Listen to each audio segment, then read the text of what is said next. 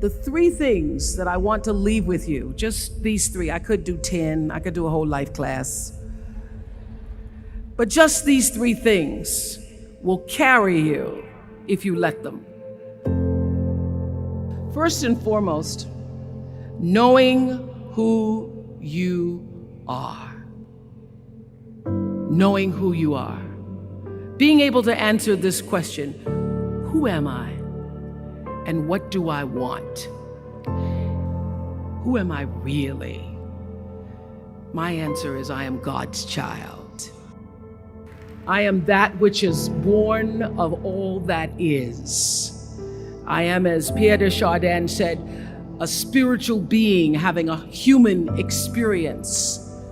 Come trailing the breath of the ancestors yet, but trailing the breath of the angels, and understanding that because I am connected to the source of all that is possible for me. That's who I am. And what do I want? I don't want to just be successful in the world. I don't want to just make a mark or have a legacy. The answer to that question for me is I want to fulfill the highest, truest expression of myself as a human being. I want to fulfill the promise that the Creator dreamed when He dreamed the cells that made up me.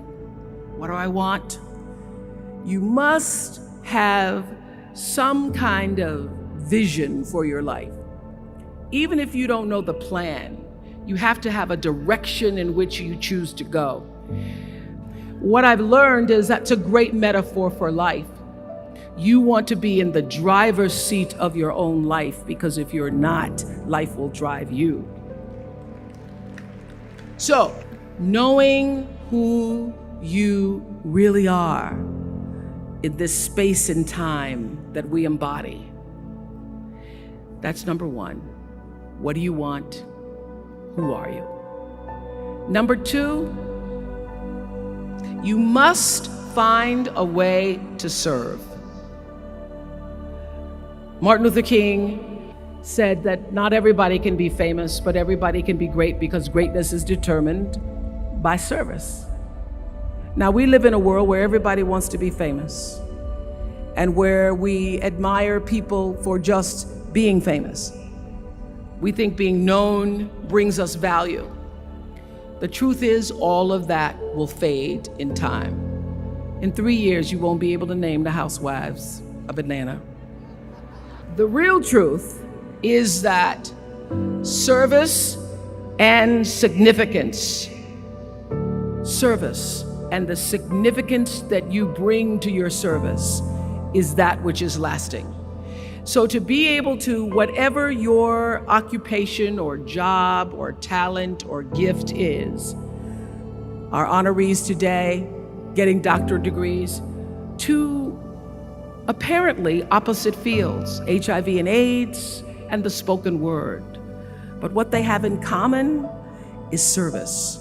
Using the spoken word in service to community and the world.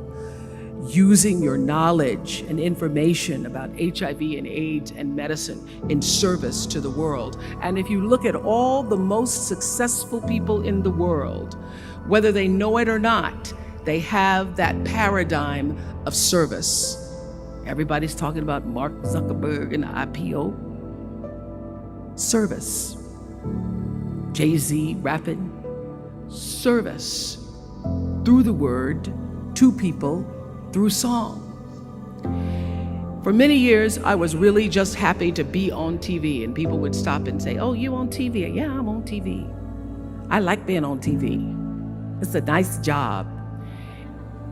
And it was about the time that I received my honorary doctorate from Spelman around 1993. So I don't know if that had something to do with it. I thought of myself as Dr. Winfrey.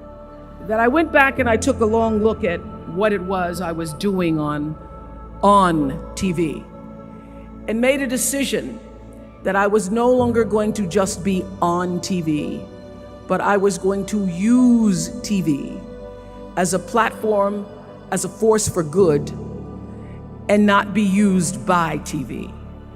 And I will tell you, my decision to make that significant change in the way I operated on television, using television as a service, changed my career exponentially.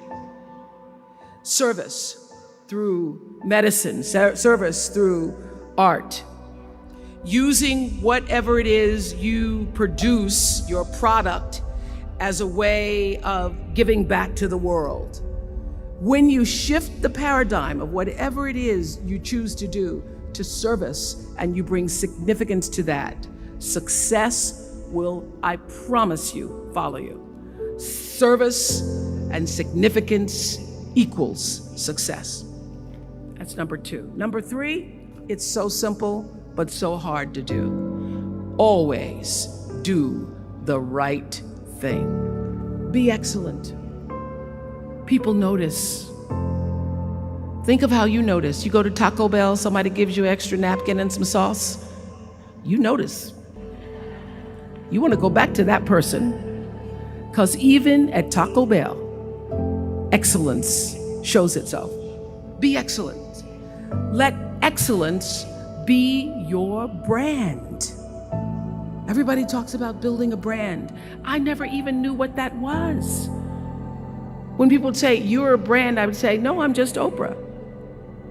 What I recognize now is that my choice to, in every way, in every example, in every experience, to do the right thing and the excellent thing is what has created the brand.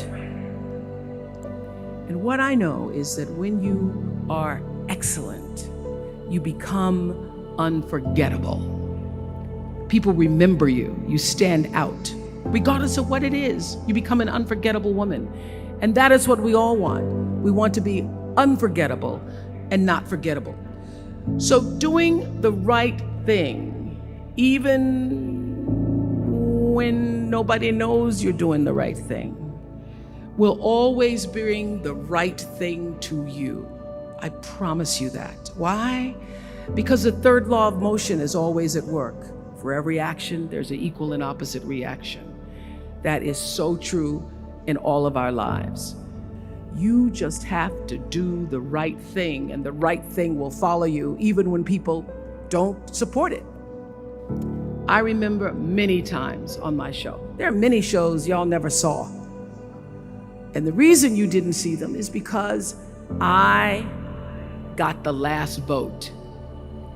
And I remember 2010, my team, hardest working team in television, had done this interview with a woman who turns out she was a Sunday school teacher by day and a sex addict at night.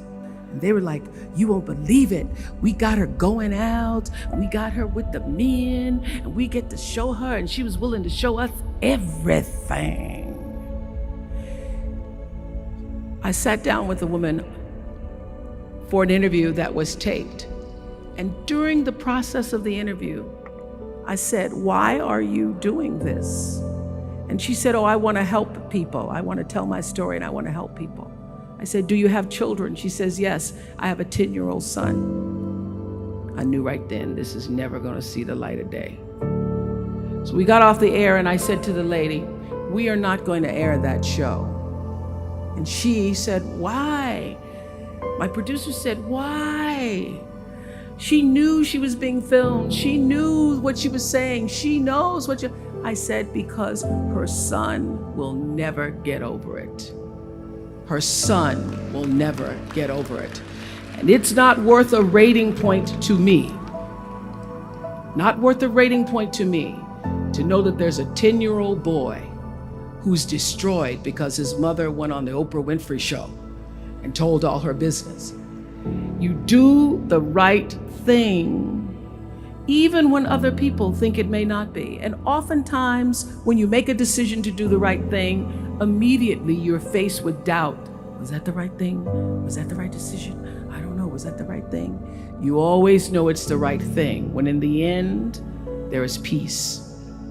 You are rewarded by peace in knowing that you did the right thing.